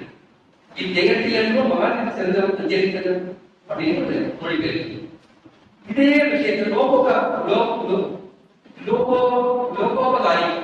உபகாரி அப்படின்ற பத்திரிகையில நட்ராஜயர் வந்து மொழிபெயர்க்கிறார். என்னன்னா, நாம் வசிக்கும் பரதகண்டமே ஞானத்திற்கு இருப்பிடம். இதிலிருந்துதான் பிரதேசத்தார்கள் ஞானம் என்பதை கொஞ்சம் கொஞ்சமாக கைப்பற்றி சென்றார். மகரிஷிகள் அனைத்து திரிந்த இடம் இந்தியா. அப்போதுதானே இத்தேசத்தில் தான் முதல் உண்டாகியது. தெரிந்து உதாரணத்தை சொல்றாரு. அந்த மொழிபெயர்ப்பு ஒருவித ருசி, இந்த மொழிபெயர்ப்பு ஒருவித ருசி. முன்னையது ஆங்கிலத்திற்கு இனிமையிலும், பின்னையது தமிழ் மொழியில் இனிமையிலும் அப்படின்றார். அதாவது எப்படி வந்து ஒரு விஷயத்தை சொல்லும் போது அதை வந்து வெறுமனே தவறாகல, அதுக்கு வந்து அவரோட பார்வை, அவருடைய அரசரை அதுக்கு முன்னு வைக்கிறார். மொழிபெயர்ப்பதின் ஒரு பார்வையை முன்வைக்கிறார். 2 உதாரணங்கள் கொடுக்கிறார். இப்ப நீங்க அவர் சொன்ன கருத்தோட பண்ணலாம், நீங்க வேற ஒரு முடிவு பண்ணலாம், இல்லை நீங்க அடுத்த ஒரு கட்டத்துக்கு போகலாம். எல்லாத்தையும் எப்படி சாத்தியமாகுங்க? தகவலா மட்டும் கொடுத்தீங்கன்னா சாத்தியமாக தகவலை தன்னோட பார்வையோடும் அரசரோடும் தர்க்கபூர்வமாக அழகாக முன்வைக்கும் போது அந்த தகவல் வந்து பல பரிமாணங்கள் கொண்ட போது ஜீவனுள்ள ஒரு விஷயம் மாறுது. ராமானுஜ நாயுடு வந்து ஒவ்வொரு தகவல் அவ்வளவு கிரியேட்டிவான ஒரு வைக்கம். சரி, இப்ப நமக்கு ஒரு சின்ன சந்தேகம் வரும். இப்ப நம்ம வந்து நான் வந்து உங்களுக்கு வந்து கிரிக்கெட் பற்றி உங்களுக்கு தெரியாது, கிரிக்கெட் பத்தி சுவாரஸ்யமா கேட்டீங்க. நான் சொல்றதெல்லாம் கரெக்டா நினைச்சீங்க, உங்களுக்கு தெரியாது. ஆனா நான் கிரிக்கெட்டை பத்தி சொல்றது கரெக்டா தப்பான்னு உங்களுக்கு தெரியாது. எப்படி தெரியும்? நான் சொல்றது சுவாரஸ்யமா இருக்கு, கேட்க நல்லா இருக்கு. அதே மாதிரி நம்ம ஃபுட்பால் பத்தி பேசுறேன், ரக்பியை பத்தி பேசுறேன், செஸ் பத்தி பேசுறேன், நீங்க எல்லாம் சுவாரஸ்யமா கேட்டீங்க. ஆனா அது ஆத்தன்டிக்கான உங்களுக்கு தெரியாது, ஏன்னா உங்களுக்கு அந்த விளையாட்டுலாம் தெரியாது வச்சுக்கோ. நான் கபடி பத்தி பேசுறேன், ஆனா எத்தனை பாதி பேருக்கு கபடி நல்லா தெரியும். நான் கபடியை பத்தி பேசும்போது நான் உங்ககிட்ட விஷயம் தெரிஞ்சுதான் பேசுறேன், இல்ல நான் கதை போடுறேன்னு தெரியும் இல்லையா? ஏன்னா உங்களுக்கு கபடி தெரியும் இல்லையா? அப்போ இவர் சொல்ற பேர் இருக்கு இல்லையா, இதுல முக்காவாசி தான் உங்களுக்கு தெரியாது. அவர் யாருன்னு தெரியாது, எப்ப இருந்தாலும் தெரியாது, என்ன பண்ணாலும் தெரியாது. அவர் சொல்றாரு காமெடி சொல்றாரு, கேட்கிறோம், அவ்வளவுதான். ஆதார் கிடையாது, ஸ்கேனிங் கிடையாது, உறுதி கிடையாது. தெரியும் எப்படி நம்புறது? இவர் என்ன ஆவணங்கள் கொடுத்தாரா, கல்வெட்டு ஆதாரங்கள் காமிச்சாரா, அல்லது ஜெராக்ஸ் எடுத்து கொடுத்தாரா? ஒண்ணு கிடையாது. போட்டோ எடுத்து வச்சிருக்காரா? கிடையாது. நான் இவர் எப்படி நம்புறதுன்னு எனக்கு டவுட் வருது. அப்போ எனக்கு ஒரு சின்ன வெளிச்சம் கிடைச்சது. பாரதியாரை பத்தி ஒரு கட்டுரை இருக்கு. பாரதியார் பத்தி எனக்கு தெரியும், ஓரளவுக்கு தெரியும். நான் முன்ன படிச்சிருக்கேன், நானே பாரதியார் நேரம் படிச்சிருக்கேன், தெரியும். அதை பார்க்கும்போது இவர் வந்து எவ்வளவு ஆத்தன்டிக்கான, எவ்வளவு ஆதாரத்துவம், எவ்வளவு நம்பகத்தன்மை உள்ள ஒரு கருத்து இதுல தெரியும். ஒரு பாட சோறு ஒரு பதம் நீங்க என்ன விற்கிறீங்கன்னா பாரதியார் பத்தி ஒரு 2 விவரம் படிச்சிருக்கீங்க. அதை படிச்சீங்கன்னா இருக்கிறதே பெரிய பாரதியார் எடுக்கணும். அவ்வளவுதான் ஒரு பாரதியார் ஈடுபாடு, பாரதியார் பழகிறது இல்லை. பாரதியார் பல உதவிகள் செஞ்சிருக்காங்க. பாரதியார் பத்தின நுட்பமான தகவல்கள் கொடுத்தார், நுட்பமான தகவல் கொடுத்தார், சரியான தகவல் கொடுத்தார், சரியான பார்வை கொடுத்தார். பாரதியார் தகவல் கொடுத்தது பெரிய விஷயம் இல்லை, பாரதியார் பத்தின பார்வையும் கொடுக்கிறார். அந்த பார்வை ஏற்றுக்கிற முடியாது. இன்னைக்கு நம்ம இத்தனை வருஷம் கழிச்சு பாரதியார் பசஸ் பண்றோம்ல, அப்ப அந்த காலத்துல பசஸ் பண்ணிருக்காரு. 23 பாரதியார் இருக்கிறார், 28 எழுதுறாரு, 7 வருஷம். அதை கட்டு எப்ப எழுதுறாங்க?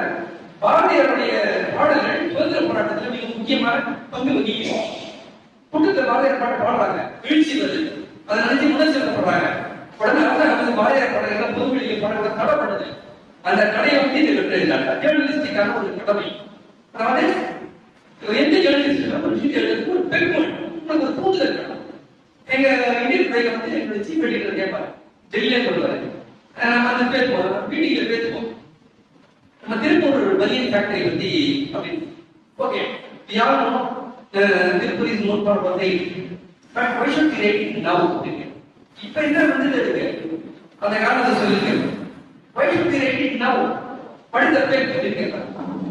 இப்ப என்ன பண்ண முடியாது அப்படின்னு. பாரதியார் பத்தி ஏன் எழுதுறாங்க? பாரதியார் பாடல்கள் நீங்க தடவை தெரியும். அப்ப நான் பாரதியார் பத்தி எழுதுறேன்.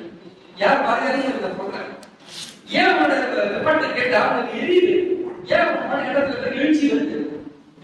ஏன் சுதந்திர பாடத்துக்கு ஒரு ஆயுதமா மாறுது? அதை நான் சொல்றேன்.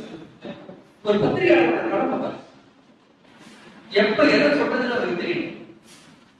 அதை வச்சு அவர் சொல்றாரு. அந்த கட்டளை படிச்சீங்கன்னா பாரதியார் பத்தி நமக்கு எவ்வளோ விஷயம் தெரியும். நீங்க இந்த 100, 200, 1000 கூட படிச்சிருக்கலாம். ஆனா நமக்கு தெரியாத விஷயம்லாம் தெரியும் பாரதியார். அந்த அளவுக்கு அவர் வந்து துல்லியமான ஒப்புமை இருக்காரு. ஒரு சின்ன சின்ன விஷயங்களை நான் பாரதியார் பத்தி மட்டும் சொல்லிக்கிறேன். நான் பாரதியார் வந்து பாரதியாரோட நடையை பத்தி எழுதுறேன். அவர் சொல்ற அதுக்கு முன்னாடி அது மாதிரி ஒரு நடை கிடையாது. சிறு சிறு பதங்களுடன் உள்ள நவீனமான கம்பீர நடை அப்படின்னு. அவருக்கு பழைய நடைகள் என்ன நடந்ததுன்னு தெரியுது. ராமானுஜன் பாரதியார் வந்து எழுத்து நடையை வந்து பல படிகளின் மேல கொடுப்பார். அப்படியே பிரபாடமா என்னமோ வந்து இருக்கும். நீங்க ரொம்ப கஷ்டப்பட்டு அதை வந்து நீங்க தொடர்ந்து போகலாம், புரிஞ்சிக்க முடியும், வாக்கியங்களை வந்து பொறுத்துக்க முடியும். அதை விட்டு டக்குன்னு தமிழா தெய்வத்தை உண்டு, தெய்வமாக அப்படின்னு. இன்னொரு இடத்துல பாத்தீங்கன்னா தனது மனைவிகள் பிற ஆடவர்களுடன் பேசக்கூடாது என்று பொறாமையால் ஏற்பட்ட பழக்கத்தை ஆண்கள் முடித்து விட வேண்டும் அப்படின்னா சும்மா சிம்பிள். நீங்க ஒரு பொறாமை இன்னொரு ஆண்கள் வந்து பொறாமையால் பயத்திலும் ஏற்பட்ட பழக்கம் சிம்பிளா முடிவார். அதே மாதிரி காந்தி வந்து விதவையர் மறுமணம் பத்தி பேசும்போது அவர் வந்து பிரம்மச்சரியத்தை பத்தி அழுத்தம் கொடுப்பாரு. காந்தியை எதிர்த்து பாரதியார் ஒரு கேள்வி கேட்கிறார். நாம் ஸ்திரீ விதவைகளின் எண்ணிக்கையை குறைக்க வழி கேட்டால் அவர் வந்து ஆண்கள் நிறுவனம் செய்யக்கூடாது. வந்து மனைவி இருக்காங்க ஈடுபடு இருக்கிறவர்கள் காந்திஜி சொல்றாரு. இவங்க சொல்றாங்க, நாம் ஸ்திரீ விதவைகளின் எண்ணிக்கையை குறைக்க வழி கேட்டால் ஸ்ரீமத் காந்தி புருஷ விதவைகளின் எண்ணிக்கையை உயர்த்த அப்படின்னு சொல்கிறார் அப்படின்றார். மறுபடியும் பல விதவிய வழிகள் சொல்லியா அப்படின்றார். அதாவது காந்தி சொல்றதை எதிர்த்து அழகா சொல்றாரு.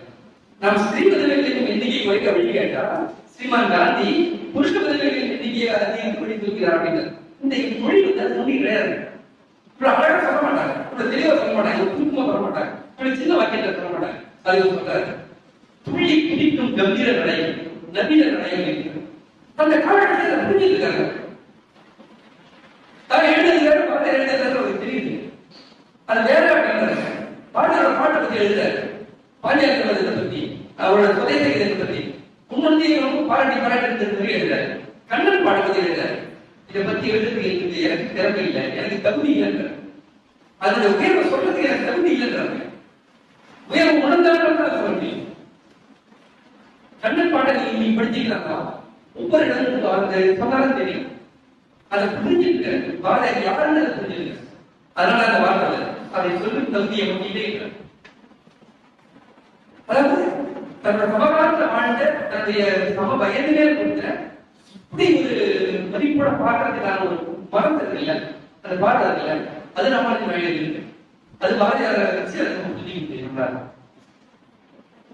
அதே மாதிரி சொல்லிட்டு பாரதியார் எழுதுவாரு. அதை பத்தி அதே மாதிரி பாரதியார் பார பாரதம் இங்கிலீஷ் பத்திரிகை ஒன்று கத்திருக்காரு, தொடர்ந்து பத்திரிகை நடத்துறாரு. அவர் வந்து அவர் எழுதுறாரு. அப்புறம் எழுதும் போது சில பேர் வந்து குட்டி குட்டி எழுதுவாங்க, பயங்கர கஷ்டமா இருக்கும். அந்த வார்த்தை அப்படி இல்லை, ஒரு எழுத்துக்கு ஒரு வார்த்தையின் வார்த்தையினுடைய இடைவெளி கஷ்டம் எழுதுறாரு. அதை பத்தி சொல்றாரு. அதாவது உங்களுடைய எழுத்தினுடைய நடை அழகு தமிழ் அந்த மட்டும் எப்படி பேப்பர்ல எழுதுற அதையும் சொல்றது, அதையும் சொல்றது. ஒவ்வொரு விஷயமும் பாரதியார் கவனிச்சு நம்ம எழுதுறத தப்பு பண்றது புரிஞ்சுக்கணுமே பாரதியார் யோசிக்கிறார். அதனால ஒரு பதத்துக்கு ஒரு பதத்தை எழுதி பார்த்தா அப்படியே சித்திரத்தை பார்த்தாங்க கம்பேர் பண்ண பிரச்சனையே இருக்கு. இன்னைக்கு கூட நிறைய பேர் நம்ம எழுதி நீங்க யாரும் எழுதி கம்பேர் பண்றது தலை அடிச்சோம். அந்த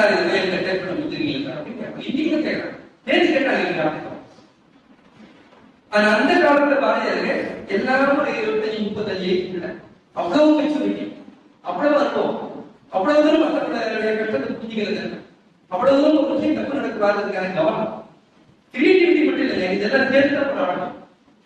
நான் நல்ல கவிதை இருக்கேன், படிக்கலையே, கையெழுத்து தெரியலையே, தப்பு தப்பா வந்துடும் இல்லையா, எல்லாத்தையும் உடனே பார்த்துக்க முடியும். தப்பு நடக்காம எழுதிக்கிறதுல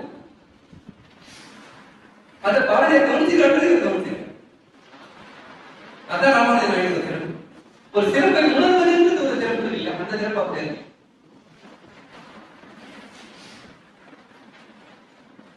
அதே மாதிரி பாடல்கள் விதத்தை பத்தி வேற எழுதுறாரு. ஒரு கவிதை பார்க்குது, பல கவிதைகள் பார்க்கறது தற்செயல் சம்பவத்தை பார்க்கணும், திடீர்னு மனதில் உபயோகத்தையும் பார்க்கணும், தற்செயலாம் பார்க்கணும். பாரதியார் புதுச்சேரியில் இருக்காரு. தமிழ்நாட்டோட அமைப்பு வந்து போட்டி வைக்கிறாங்க. தமிழ்நாட்டை புகழ்ந்து பாராட்டி எழுதி ஒரு கவிதை போட்டி வைக்கிறாங்க. அந்த அறிவிப்பு பாரதியார் பார்க்கிறாரு. அவர் வழக்கமா நினைச்சுட்டு அதை கண்டில போட்டி இங்கிலீஷ் எல்லாரும் அப்படின்னு சொல்லிட்டு இருக்காரு. பாரதியார் அப்படின்னா பாரதியார் சொல்லுவாங்க இங்கிலீஷ்ல, பாரதியார் பாரதியார் இப்போதைய அப்படின்னு பாரதியார் அப்படிதான் பண்ணுவார், பாட்சா பாரதியார் தான் பண்ணுவார். ஆனா அவரோட நண்பர் எங்களுக்கு போயிட்டு நீங்க அதை எழுதலாம் அப்படின்னு சார், நான் போட்டிக்காரன் எழுத போறேன் அப்படின்னு. இல்ல போட்டியில கலந்துக்கணும், பரிசு வாங்கணும், காசு சம்பாதிக்கணும், அதுக்காக நான் சொல்ல. தமிழ்நாட்டை பத்தி ஒரு பாட்டு கிடைக்கிறதுக்காக சொல்றோம். தமிழ்நாட்டை பத்தி எழுதுறதுக்கு ஒரு வாய்ப்பு இல்லையா, அதே நீங்க மிஸ் பண்ணணும். உடனே பாரதியார் ஒரு உபயோகம் டக்கு நான் பாரதியார் மாறிட்டேன். இவர் சொல்றாரு பாரதியார் வந்து வழக்கமாக அவரோட பாடியில் எப்படி இருக்கணும்னா ரொம்ப ஒல்லியா இருப்பாரு, அதெல்லாம் முட்டி போயிருக்கு, அப்படி பண்ணிங்களா இருக்காரு. ஆனா ஏதாவது ஒரு விஷயம் மனதை தோணுது, ஒரு ஒளி வருது, டக்குனு எப்படின்னா ராஜபுத்திர வீரன் மாதிரி ஆயிடும். அதற்கு நல்லா படிச்சுதான் அமைதியா இருக்கும். ஆனா ஒரு விஷயம், ஒரு கவிதை சொல்லும் போதோ, ஒரு வார்த்தை சொல்லும் போதோ, ஒரு விஷயத்தை வந்து சிந்தனாபூர்வமா சொல்லும் போதோ, புதிய கருத்து சொல்லும் போது டக்குனு அவரோட பாடிதான் மாதிரி ராஜபுத்திர வீரன் மாதிரி ஆயிடுவார் அப்படின்னு. யார ராமலிங்க நாயுடு அந்த மாதிரி ஒரு ஊர்வட எழுதி போட்டாரு, எழுதி வைப்பாரு. செந்தமிழ் நாடின் பூதிகளே இந்த தேன் வந்து பாதியிலேயே எங்கள் தந்தையர் நாடின் பூதிகளே ஒரு சக்தி பிறகு எழுதுற அப்படியே அந்த பாட்டு எழுதி வைக்கிறார். அவர் சொல்றாரு, அவங்க எனக்கு கொடுக்க மாட்டாங்க, அவங்க என்னுடைய பாடல்கள் அவங்களுக்கு பிடிக்காது, அவங்க சர்க்காருக்கு ஆதரவானவங்க அப்படின்னு.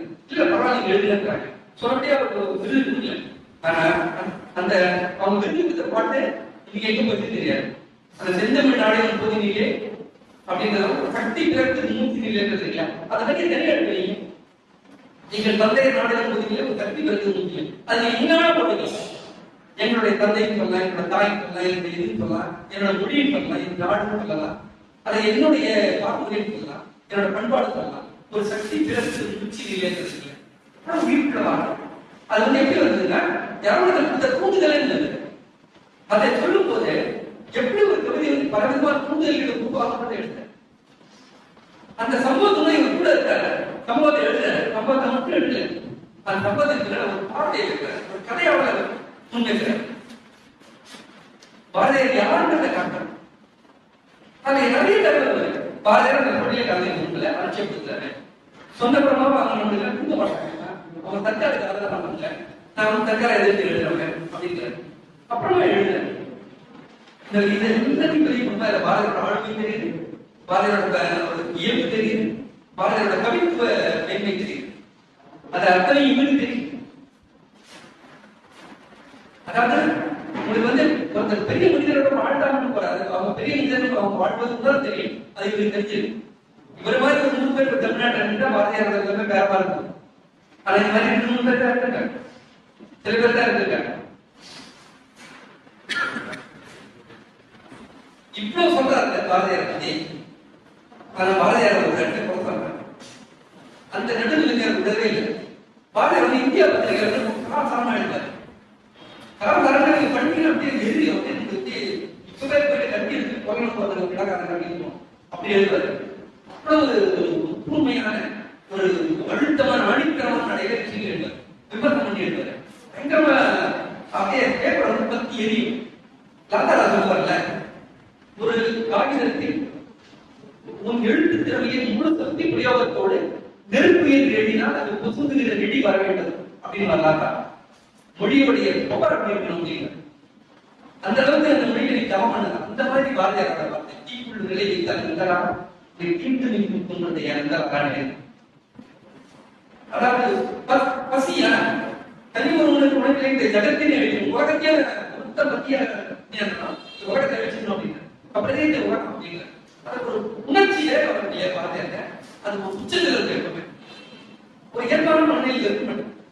அவர் எழுதுற அந்த இந்திய பத்திரிகையை பார்த்து வெள்ளக்காரன் வந்து, ஆனா என்ன இந்திய பத்திரிகையில அந்த ஆசிரியர் பேர் வந்து சீனிவாசன் பேர். ஆனா டாப் டு பாட்டம் எழுதுறது விஷயங்களை முடிப்பெடுக்கிறது எல்லாம் பாரதியார். ஆனா சீனிவாசன் அந்த இது பண்ணி பத்திரிகை எழுதிட்டு இருக்கேன். ஒரு நாள் வந்து இந்த மேல பிடிவாரம் வந்துட்டேன், பாட்டு திருப்பி வந்தாங்க. மற்றவனே இவரு எப்பா சீனிவாசன் சொல்ற நான் என் பேர் வந்து சுப்பிரமணியம் பாரு என்ன போய் இப்படி எம்எல்ஏ பாட்டு அப்படின்னு. ஆமா தன்னுடைய சொல்கிற பார்த்தோம். அப்ப பார்த்து சீனிவாசன் வந்தது. சீனிவாசன் வந்து அந்த யூசர் போயிட்டார் பாண்டிச்சேரி. அப்ப சீனிவாசன் சொல்ற யாரும் எனக்கு ஒன்றும் எழுத தெரியாது, ஒரு கடிதமாக எழுத தெரியாது, எல்லாம் அல்லாதான் பண்ணிட்டு என்ன மாட்டி கூட போயிட்டான் அப்படின்றாரு. அவங்க ஒத்துக்கவே இல்லை. 5 வருஷம் தண்டனை கொடுக்குறாங்க. அப்ப நன்னடத்துக்காக ஒரு வருஷத்துல விடுதலை பண்றாங்க. பாரதியார் பாண்டிச்சேரியில போயிட்டு அடைக்கால போற பாண்டிச்சேரி பிரெஞ்சு பார்த்தாங்க இருக்கு. அதுல சொல்றாரு, என்னதான் உயர்ந்த கவிஞராக இருந்தாலும் என்னதான் இருந்தாலும் தன்னை நம்பியவரை காட்டி விட்டு கொடுத்து பாரதியார் சென்றது தவறுதான் அப்படின்னு தவறுதான். அவருடைய வாழ்க்கையில் கடவுள் தான் அதை சொல்ற தைரியம், அதை சொல்ற நேர் நோக்கு நடுநிலை ராமலிங்க நாயுடு இருக்கு. அது வந்து எல்லாருடைய வாழ்க்கையும் காந்தி, புத்தர், இயேசு, எல்லாரும் கிருஷ்ணன், ராமன் எல்லாரோட வாழ்க்கையும் நம்ம தேடி கேட்கிற விஷயம் இருக்கும். இந்த பூமியில மனுஷன் வரலாறு நடக்கும். நம்ம ஆயிரத்தி காட்ட சொல்லலாம் என்ன தெரிஞ்சு தேவைப்படாது. அந்த வரும்போது அதை என்ன முன்னே மாத்திக்கணும், பாரம்பரிய அப்புறம் மாற்ற முடியுமா? 10 நிமிஷம் நடந்தது நம்ம காரணம் சொல்லலாம். அந்த நேரத்தில் பாரதியார் சொன்னது சீனோட கண்ணோட பாருங்க. நமக்கு பாரதியார் கடவுள் போகாத வர்றாரு, சீனோட பார்வையா அவர் பார்க்கறாரு ராமலிங்கம் யார் தாம் மிகவும் மதிக்கின்ற பாரதியார். அவ்வளவு முக்கியமான ஒரு மனுஷன் தான் அவரோட வாழ்க்கையில் இப்படி வந்து அவர் வந்து பாரதியார் சொல்லி கொடுக்குறாரு. பாரதியார் இந்த சீக்கிரத்தை பார்த்தோன்னே எனக்கு தெரிஞ்சது ரமணி நாயுடு சொல்றதை நம்ம அப்படியே எடுத்துக்கலாம். அவர் சொல்றது அவ்வளவு கரெக்டா இருக்கும், ஆத்தன்டிக்கா இருக்கும், ஆதாரபூர்வமா இருக்கும், தகவல்கள் கரெக்டா இருக்கும் அப்படின்னு எனக்கு நம்பிக்கை வந்து எப்படி வந்துன்னா பாரதியாருக்கு எனக்கு தெரியும். அந்த ஒரு சூழ பக்கத்துல நான் சொல்றேன் கண்டுபிடிக்க முடியும். அப்போ இவருடைய எழுத்துக்கள் ஒரு ஆவணம், ஒரு வரலாறு. அந்த வரலாறு, அந்த ஆவணத்தை அவ்வளவு அழகா இது பண்ணிட்டேன். இதுல வந்து நம்ம முக்கியமா நம்ம என்ன பண்ண வேண்டியது வந்து சரபதியோடைய ஒரு ரோல். சரபதியோடைய ரோல் வந்து ராமானுஜ நாயுடு வந்து சென்று போன நாட்கள் அப்படின்னு போட்டு அந்த புத்தகம் இங்கே தேடி போய் முடியல. சென்று போன நாட்கள் ஒரு போட்டோ எழுதினாரு. அந்த தொடர்ந்து பல இடங்கள் பத்திரிகையில கதிரைகளை தேடி போயிட்டு ஒவ்வொரு இதழா எடுத்து எடுத்து எடுத்து எடுத்து அதை அச்சு கொடுத்து மெய் பார்த்து பத்தி பிரிச்சு அதை தேவையில்லாத இருக்கக்கூடிய ஒரு ஆண்டலை போட்டதை நீக்கி அதை வந்து வந்துருக்காரு. இதான் பல ஆண்டுகள் படிச்சிருக்கேன். படிச்சு ராமானுஜ நாயுடு யாரு, அவர் என்ன பண்ணாரு அப்படின்றத பத்தி ஒரு ஆய்வு முன்னுரை எழுதியிருக்காரு. அது மட்டும் இல்ல, ராமானுஜ நாயுடுடைய அவர் மற்றவங்க பத்தி எழுதுறாங்க. ராமானுஜ நாயுடு ஒரு முக்கியமான விஷயத்த முன்னுரையில அவர் பதிவு பண்றாரு. என்னன்னா ராமானுஜ நாயுடு வந்து ஒரு பத்திரிகையாளர், வாழமுடியும் பத்திரிகையாளர். அவர் 49 ஆண்டுகள் தான் வாழ்ந்தார். 1886 இருந்து 1935 49 வருஷம் வாழ்ந்தார். 16 வயசுல செஞ்சுட்டு ஆள போன மாதிரி 16 வயசுல பத்திரிகைக்கு போறாரு. சின்ன பையன், 16 வயசு பையன் எல்லாம் நம்ம கேட்போமா? இன்னைக்கு ஒரு 16 வயசு பையன் ஏதாவது சொன்னாங்க தம்பி ஓரமாக தூக்கி. ஆனா அவன் பத்திரிகை நடத்திருக்கான், பத்திரிகை எழுதுறான். அந்த 16 வயசுல இருந்து 49 வயசு வரைக்கும் கடைசி பத்திரிகையாளர் எழுதியே இருக்காரு. அவருடைய தமிழ் நடை இல்லை. இன்னைக்கு கூட பல பேரோட முடியாத விஷயத்தை அவர் பண்றாரு. அதுல ஒரே ஒரு இடம் வந்து நான் படிச்சு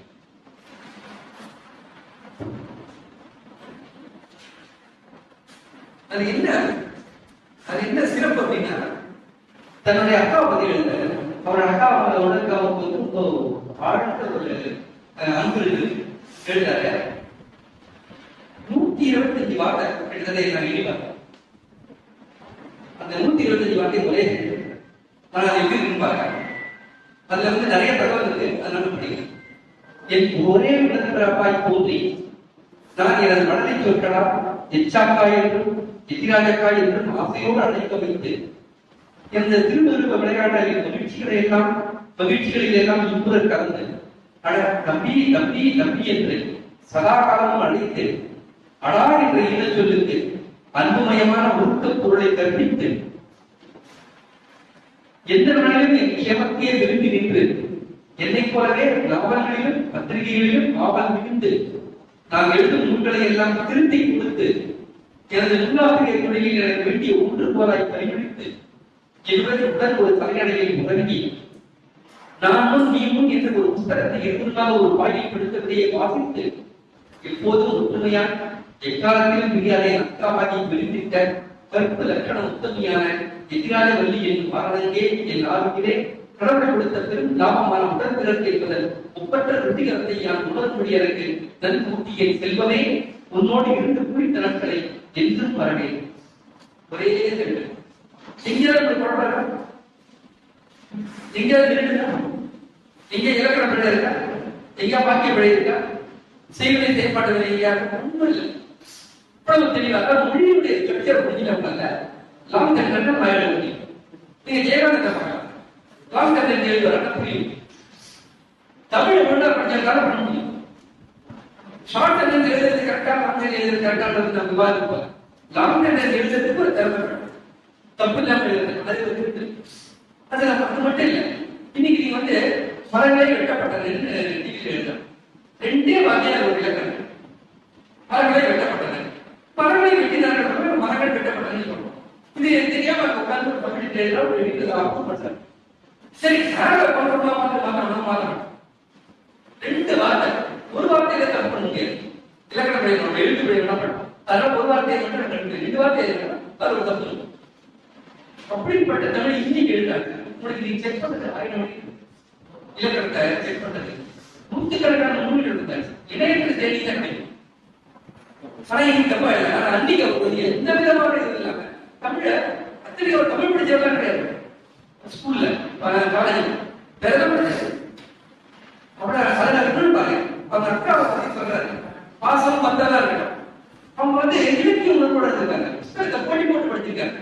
இவர் எழுதுறது எடிட்டரா இருந்திருக்காங்க. அவரோட முதல் கவர்னரா இருந்திருக்காங்க. அவங்க ஒரு பத்திரிகை இருந்தாங்க. அந்த காலத்துல ஒரு பெண் அப்படி இருந்திருக்காங்க. அதை அவர் அசோகமாக பதிவு பண்றாரு. அந்த உறவுல இருக்க உண்டாட்டங்கள், அதுல இருந்த அந்த உறவுடைய அடிப்படையில் இருந்த இலக்கிய ஒரு பொதுத்தன்மை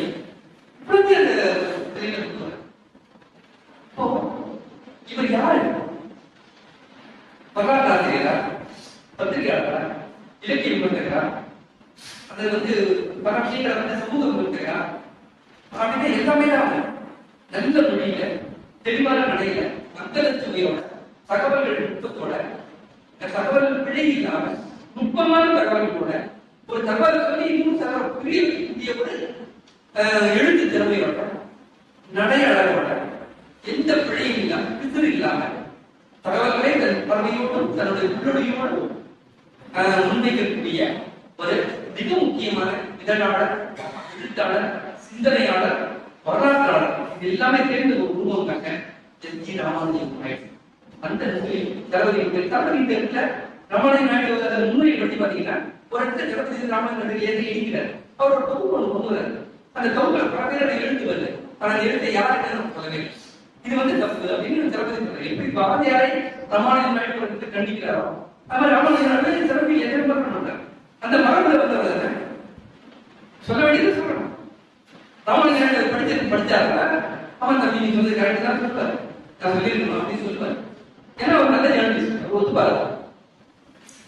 இப்படிப்பட்ட ஒரு ஆளுமையை பற்றி நமக்கு ஒரு நூலை கொடுத்து கலாவதிக்கு என்னுடைய மனமார்ந்த பாராட்டு, என்னோட நன்றியை தெரிவித்துக் இந்த கூட்டத்தை நடத்தி இதை இவ்வளவு பேசுறதுக்கு வாய்ப்பு இப்படிப்பட்ட ஒரு பத்தி இவ்வளவு ஆழமாக சிந்திக்கிறது எனக்கு வாய்ப்பு கொடுத்தேன். கருத்துக்கள் எடுத்துக்கணும். நீங்க எல்லாரும் கொஞ்சம் பொறுமையோட கேட்டது என்னுடைய மிக்க நன்றி. வணக்கம்.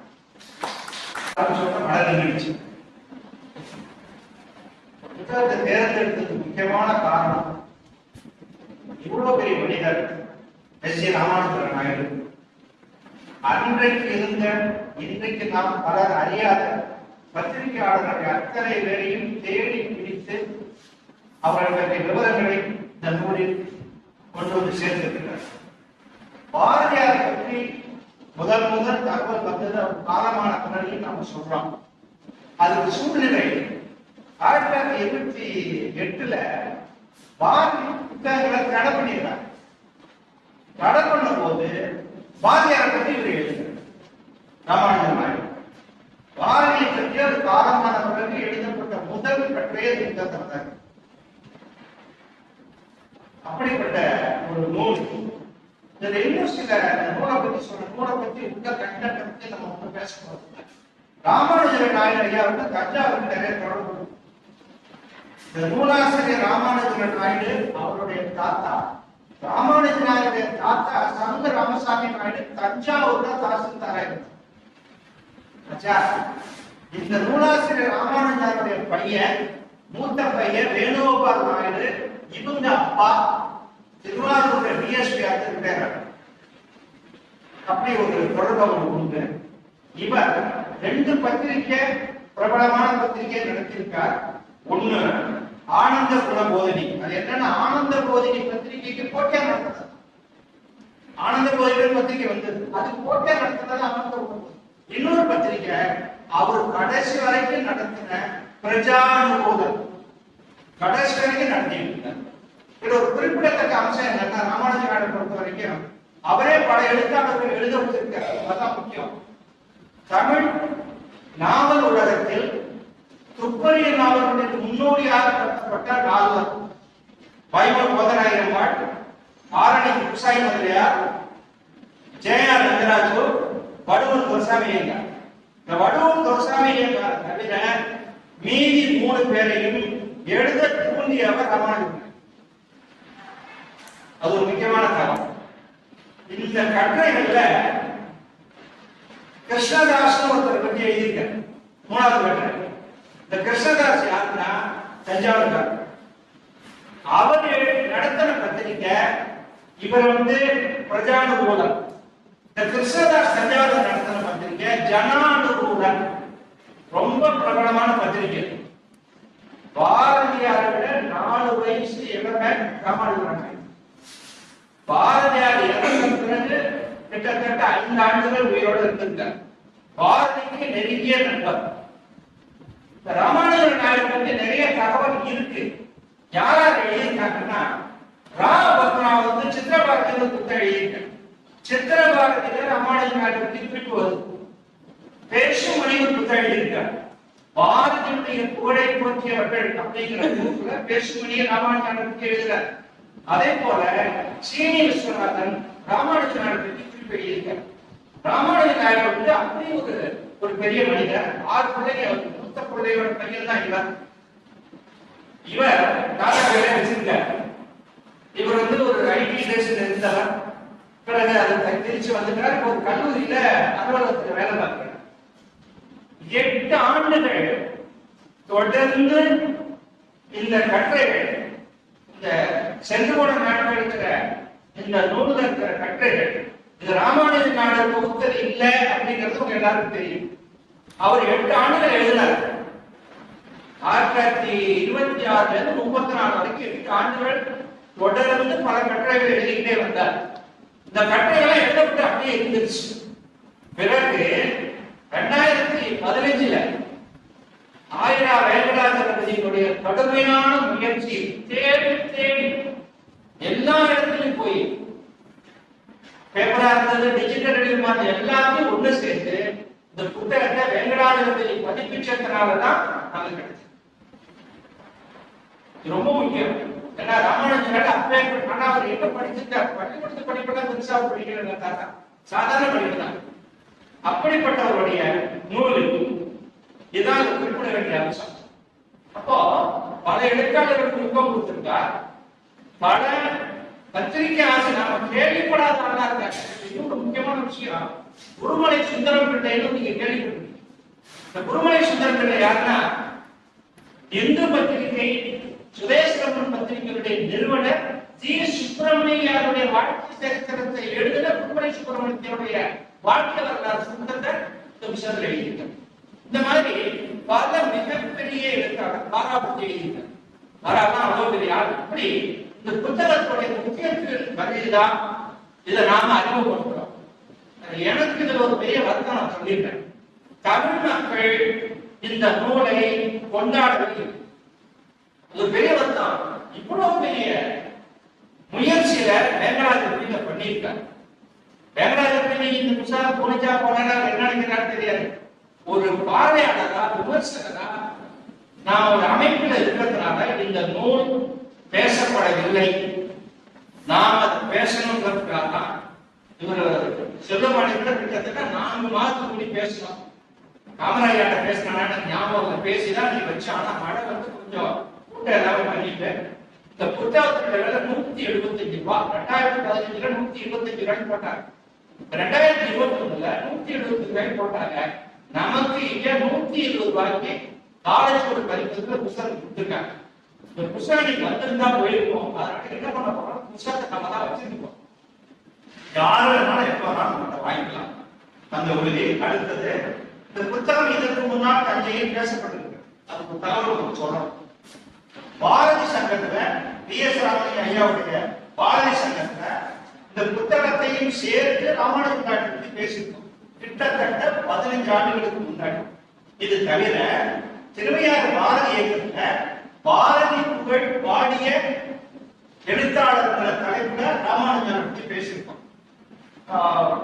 நானும் ஐயா செல்வபாண்டியன் நல்ல யோசனை பண்ணியிருக்கேன். அந்த நல்ல செய்திகளுக்கு சொல்லிட்டு முடிச்சுக்கிறேன். அதுக்குதான் வந்தது.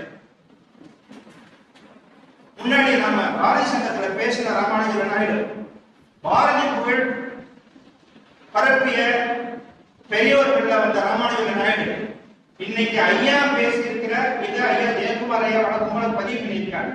இந்த 3ஐயும் சேர்த்து ஜனவரி மாதம் நூலாக வெளியிடப்பட போகிறோம். அந்த தகவல் தான் சொல்லலாம். எல்லாருக்கும் ரொம்ப நன்றி.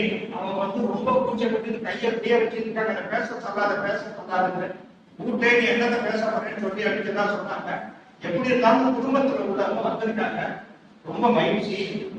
ரொம்ப வந்திருந்த படையிலேயும் ஒரு 10-12 பேர் நீங்க வந்திருக்கீங்க. எனக்கு ரொம்ப மனசு கஷ்டமா இருந்தது. காமராஜர் மன்னார்குடியில இருந்து இதுக்காகவே வந்திருக்காரு. படையில இறந்துக்கிட்டு அதுதான் பெரிய விஷயம். மகிழ்ச்சி, எல்லோருக்கும் மகிழ்ச்சி. நண்பர்களுக்கும் மாலை வணக்கம் தெரிவித்து சொல்கிறேன். எனது தாத்தா பற்றி நான் எனக்கு தெரியாது. அப்பா சொல்லிதான் இந்த விஷயங்கள் தெரியும். புத்தகத்தை பார்த்து கூகுள்ல பார்த்துதான் நிறைய விஷயங்கள் நான் தெரிஞ்சுக்கிட்டேன். தாத்தா 1886 140 வருஷங்களுக்கு தொடர்ந்து தன்னுடைய 1935 இறந்துருக்காங்க. 49 இறந்துருக்காங்க. எங்கள் பாட்டியோட புத்தகம் தான் தாத்தா அவர்கள் முக்கியமான காரணம். தாத்தாக்கு 2வது வயசுலதான் எங்க பாட்டி இருந்திருக்காங்க. பாட்டி வந்து சில தாத்தாக்கு சரியா காது கேட்காது. தாத்தாக்கு கொஞ்சம் காது கேட்காது. அப்பா சொல்லி கேள்விப்பட்டிருக்கேன். தாத்தாக்கு வந்து பாட்டிக்கு இந்த எல்லாமே இருந்தா அப்பா வந்து தாத்தா வந்து இன்னும் சில காலம் இருந்திருப்பாங்க அப்படின்னு அப்பா சொல்லியிருக்காங்க. தாத்தா புக்கு நிறைய வீட்டுல கூட இருந்தது. இப்பதான் திருச்சி தமிழ் சங்கத்துக்கு நல்லா கொடுத்தேன். ஆனந்த கலாச்சாரம் மாசுங்க 4 புக்ஸ் இருந்தது. இன்னும் பழைய ரொம்ப டேமேஜ் இருந்தது. அது ஒரு ப்ரெஸ்ல கொடுத்து அது எல்லாத்தையும் வெளியிட்டு போட்டு திருப்பி கொண்டு போய் நாங்கள் கொடுத்தோம். தாத்தா இப்படி புகழ்ந்தா இருக்காங்க. நாங்க அந்த அளவுக்கு போராட்ட இல்லை. நாங்க என்ன எனக்கு சொல்றதுன்னு தெரியல. இங்க ஐயா சொல்லும்போது தாத்தா சொல்லும்போது எனக்கு ரொம்ப சந்தோஷமா இருக்கிறது. இவ்வளவு பெரிய நம்ம வந்திருக்கோம் வந்திருக்கோம். நாங்க எல்லாமே வேற துறையில போய் வேற விதமா எல்லாமே மாறிட்டோம். எல்லாமே அடித்துறை இருக்கோம். நான் நிர்வாகத்துறையில வந்து நிர்வாகத்துறையில வந்து மாறிட்டேன். சொல்லுன்னு சொல்ல தெரியல. இந்த ஒரு வாய்ப்பு தந்ததுக்கும் இது வந்து கலந்துட்டு வந்திருக்கோம். ரொம்ப நன்றி. குறிப்பாக படச்சூடு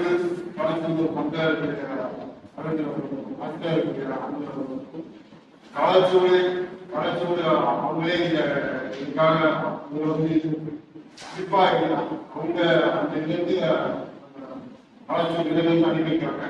கலாச்சார நன்றி சொல்லியிருக்கோம். அது இந்த அனைவருக்கும் மிக்க மகிழ்ச்சியுடன்